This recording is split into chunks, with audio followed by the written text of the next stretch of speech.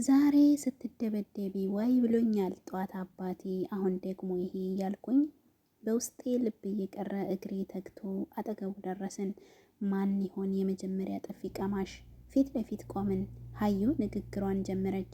ተናዳ ስለተማረረችበት ንግግሯ ጠጠር ያለ ነበረ።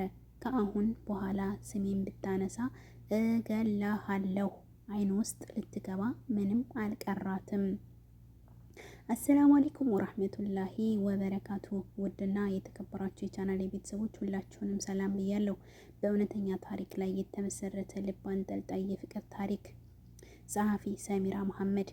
ከትምህርት ቤት ስንወጣ አሻግሬ ከሩቅ አየችው ሀያት። ኑ ይህንን ልጅ ዛሬ ተጋግዘን ካልመታን ጓደኞቼ አይደላችሁም አለች ቆጣ ኮስተር ብላ። አሻግሬ ማለት ጤንነቱ የተቃወሰ ነው። ጤነኛ ነው ብሎ ለማለት እንዳንችል ብዙ የእብድ ስራዎች ባለቤት ነው። ታዲያ ይህ ልጅ ሀያትን ወደድኩ ብሎ ወሬው ተናፍሶ ሰው ጆሮ ደርሶ ሀያትን መሳቂያ መሳለቂያ አርጓት፣ በዚህም ስለተናደደች ልትቀጠቅጠው ወስና እርዳታ ጠየቀችን። እንቢ ማለት አንችልም። ጥያቄዋ ድንገታዊ ሆኖ አስደንግጦናል። ግን እንዳልሽ ብለን ተከተልናት። እኔ በጣም ፈርቻለሁ። ዛሬ ስትደበደቢ ዋይ ብሎኛል ጧት አባቴ፣ አሁን ደግሞ ይሄ እያልኩኝ በውስጤ ልቤ እየቀረ እግሬ ተግቶ አጠገቡ ደረስን። ማን ይሆን የመጀመሪያ ጥፊ ቀማሽ? ፊት ለፊቱ ቆምን። ሀዩ ንግግሯን ጀመረች። ተናዳ ስለተማረረችበት ንግግሯ ጠጠር ያለ ነበረ። ከአሁን በኋላ ስሜን ብታነሳ እገልሃለሁ። አይኑ ውስጥ ልትገባ ምንም አልቀራትም። በዚህ ጊዜ አሻግሬ ማልቀስ ጀመረ። ሁላችንም እርስ በርስ ተያየን። ከደቂቃ በፊት በርቼ ልቤ ሲመታለት የነበረ ልጅ አሁን እሺ ምንም አላወራም።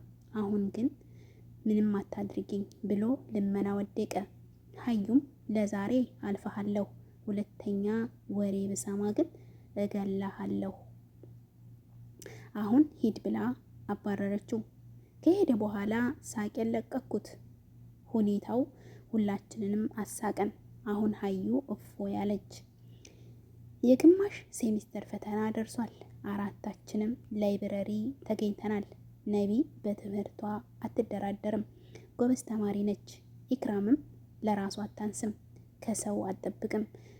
እንደ ነቢያት ባትሆንም ጎበዝ ነች። እኔና ሀዩ ደግሞ ትምህርት ብሎ ነገር አይሆንልንም። ብቻ አላህ ነቢያትን ሰጥቶናል። ከ50 ነቢያትን እያሰራን አጠራቅመን ፋይናል ብዙም አንጨነቅም። አሁን ማንበብ መለማመድ አለባችሁ።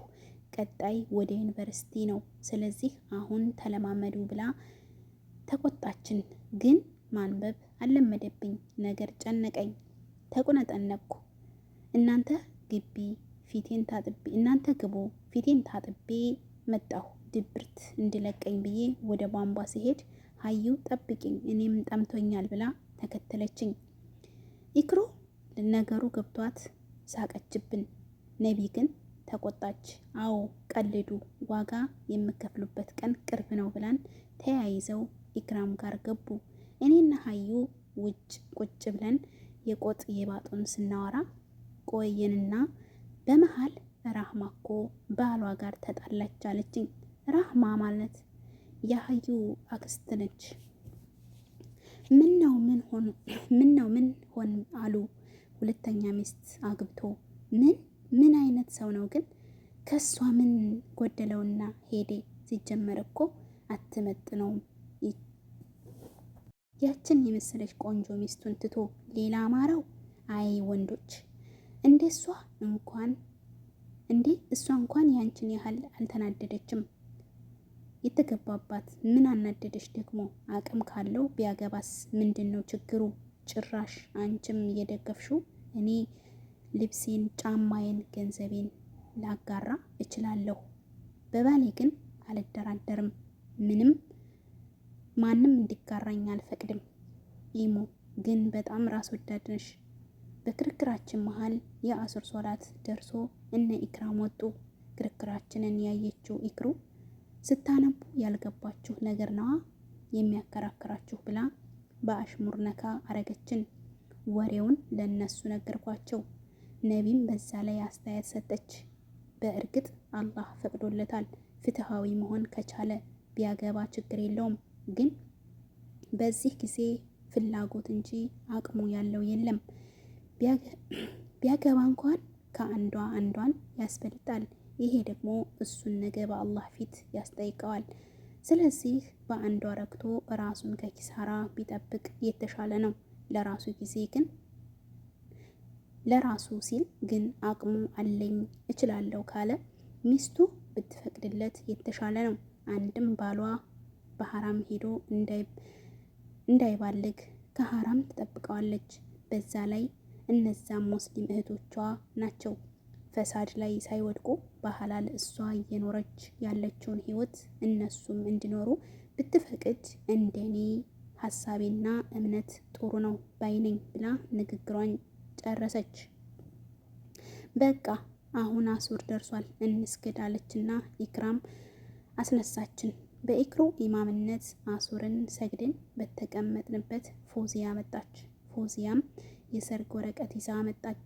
እኛም ማን ሊያገባ ነው ብለን ጠየቅናት። ፎዚያ የክፍላችን ተማሪ ነች። ፈተና በመድረሱ ሰበብ ላይብረሪ ከወትሮ በበለጠ ተማሪ በብዛት ይገኛል። ፎዚያ እኛ ጋር ደርሳ ሰላም ካለችን በኋላ ብዙም ሳትቆይ የሰርግ ጥሪ ካርዶን ሰጥታን ተመለሰች። ማን ነው ባሏ ብለን ስሙን ስናይ ሙስጠፋ ጀማል ይባላል። አናውቀውም። ነይ እስኪ በአላህ አግቢ ሚዜ እንሁን አልኳት። አሁን ላይ ስለ ባል እያሰብኩ አይደለም፣ ትምህርቴ ላይ ነው ትኩረቴ። ግን ከኔ በላይ አላህ ለኔ የሚጠቅመኝን ያውቃልና የአላህ ውሳኔ ከሆነ አላህ ባለው ጊዜ አገባለሁ አለችና ቀጠል አድርጋ አንቺ ለምን አታገቢም አለች። እኔማ አገባለሁ፣ ግን በእድሜ በቁመት በትምህርት ደረጃ ከኔ መብለጥ አለበት ብዬ ትዕዛዝ አዘል ሆነባቸውና እንዴ እኛ እኮ አይደለንም የምንሰራልሽ ባል ብለው ሳቁብኝ። በቃ ኢክሩን እንዳራት አልኩኝ። እኔ አቂዳው ያማረ የዲን አጋዥ የሚሆነኝ ካገኘሁ ዛሬ ነገ ሳልል አገባለሁ አለች። ኢክሩ ሀዩም ቀጠል አድርጋ እኔም ሰዎች የሚያዩትን እብዴቴን ሳይሆን አላህ የሚያየውን ውስጤን ተመልክቶ አላህ ሷሊህ ባል ይሰጠኛል ስትል ነቢያት ንግግሯን ተከትላ የውስጥሽንማ አይቶ እብድ አፍቃሪ ሰጠሽ አለቻት። አሻግሬን አስታውሳ ይሄንን ስትናገር ስቄ ልሞት አልኩኝ። ከንግግሯ በላይ የኔ ሳቅ ያናድዳት ሀዩ ሁላችሁም ገደል ግቡ ብላ ትታን ሄደች። ኢክሩ ተከትላ አባበለቻት። የፈተና ቀን ደረሰና እኔና ሀዩ ማትሪክ ተፈታኝ ስለሆን ፈተናው ብዙ አላሳሰበንም። የፈተና ውጤት የሁለታችንም ጥሩ አይደለም፣ ግን አላስደነገጠንም። በነገራችን ላይ ኢክራም ልታገባ ነው። ፈተና ከጨረስን ከ15 ቀን በኋላ ታገባለች። ቀንን እየተካ ማትሪክ ደረሰ። እኔና ሀዩ በስማችን የሚገኝ ጎበዝ ተማሪ ፈለግን። እኔ ኢምራንን አገኘሁ። አደራ አልኩት። ሀሳቤን እሱ ላይ ተውኩ። ሀያትም ሀይደርን አገኘች። ፈተና ጀመርን። ስሜን መታወቂያ ቁጥሬን አስተካክዬ ሞላሁ። ሌላውን የኢምራንን የጥያቄ ወረቀት ተቀብዬ መልሱን መልስ መስጫ ወረቀቴ ላይ አሰፈርኩ። በዚህ መልኩ ፈተና ጨረስን። በቃ ከዚህ በኋላ ለ4 ዓመታት የቆየንበትን ትምህርት ቤት ዳግም ላንመለስበት ተሰናበትን። ውጭ ላይ ግማሹ ዩኒፎርምን ይቀዳል፣ አንዳንዱ ያቃጥላል፣ ግማሹ ደግሞ ለተተኪ ተማሪዎች አቅም ለሌላቸው ተማሪዎች እንዲሆን ለበጎ አድራጎት ክበብ ይሰጣል። እኛም ለቀጣይ ተማሪዎች መማሪያ ይሆን ዘንድ ዩኒፎርማችንን አስረክበን ወጣን። አሁን ሀሳባችን የኢክሩን ሰርግ ላይ ሆኗል። በነገራችን ላይ ኢክሩ የምታገባው የደሴ ልጅ ነው። ደሴ በፍቅር ስትቆላመጥ ደግሞ ኮቻ የደሴ እህት ከተማ ስትሆን በ20 ኪሎ ሜትር ላይ ትገኛለች። ደሴና ኮቻን የሚለያቸው ጠመዝማዛው የሀረጎ ተራራ ብቻ ነው። ተራራውን ሲወጡ ደሴ አለች፣ ተራራውን ሲወርዱ ኮቻ አለች። ደሴ ከተማ ከኮምቦልቻ 20 ኪሎ ሜትር ርቀት ላይ የምትገኝ ውብና ማራኪ ሀገር ከመሆኗን ባሻገር የወሎ መዲና በመባል ትታወቃለች። ከ80% በላይ የሚሆኑ ህዝቦቿን በንግድ ስራ ላይ የተሰማሩና ያለምንም የመንግስት በጀት ራሳቸውን በራሳቸው ሀገራቸውን ያሳደጉ ከኢትዮጵያ ከአዲስ አበባ ቀጥላ የመንግስት ግብር የሚሰበሰብባት ሀገር ደሴ የጠንካራ ሰዎች ስብስብ መኖሪያ ነች። የኢክራም ባል አንዋርም የዚች ሀገር የደሴ ከተማ ፍሬ ነው። አንዋር መካከለኛ ቁመት፣ ቀላ ያለ ፊት ቀለም፣ የደስደስ ፊት ገጽታ ያለው የተረጋጋና የረሱል ሰለላሁ ዐለይሂ ወሰለም ሱና ሀይ የሚያደርግ የአለባበስ አደብ አለው። በአጠቃላይ አንዋር ቆንጆ ሊባል የሚችል ልጅ ነው። ለነገሩ ሴትና ቲማቲም ከኮምቦልቻ ወንድና ጫማ ደሴ ነው መገኛው ሲባል ሰምቻለሁ። ምናልባትም የአንዋር ውበት ከሀገሩ ነው፣ ከአፈሩ ከውሃው ብለን እንለፈው።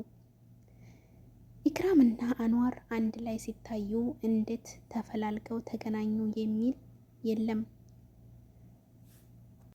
የሁለቱም ጥምረት ባልና ሚስት ከአንድ ወንዝ ይቀዳል ለሚለው አባባል ትክክለኝነት የማሳያ ምሳሌ ይሆናሉ። የሰርጉ ሽርጉድ ተጀምሯል። የሙሽራ ቀሚስ ኢክሩ መርጣለች። እኛም ወደን ይሁን ብለን ወደ ሚዜ ልብስ መረጣ ገባን። ውድና የተከበራችሁ የቻናል ቤተሰቦች ቀጣይ ፓርት አለው። ላይክ፣ ሼር፣ ሰብስክራይብ በማድረግ አበረታቱኝ። እወዳችኋለሁ፣ አከብራችኋለሁ። ሰላም አለይኩም ወራህመቱላሂ ወበረካቱ።